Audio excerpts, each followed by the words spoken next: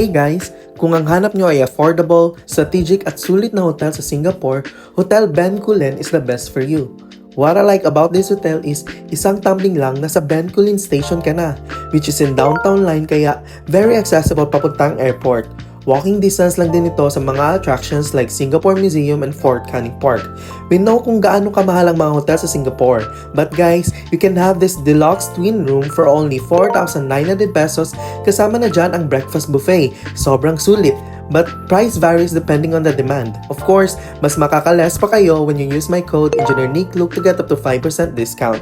This room is big and quite dated, which I don't mind cause it's still very comfy. May dalawang twin bed, vanity mirror, table with drawers para sa mga work from home, may hair dryer, TV hindi ko lang na videohan, cabinet, kettle, mugs, bottled water daily, tea and coffee, safe at mini fridge. Bongga yung CR guys, may bathtub na with essentials like toothbrush, toothpaste, body soap, and shampoo.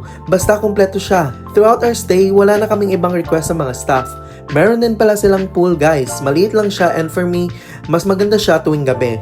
Meron din silang water dispenser na free for all the guests in this hotel. Di ko lang na videohan pero laking tipid namin dito sa tubig guys dahil nagre-refill lang kami tuwing lumalabas kami ng hotel. And the exciting part, the breakfast buffet.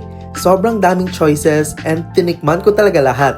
Pinaka-favorite ko talaga itong bread station and salad station nila. Sa breakfast pa lang, laking save na namin. Parang na-ROI ko na yung gastos. Well anyways, kung gusto nyo maiba naman, walking distance lang din ito sa Cheng Yan Court.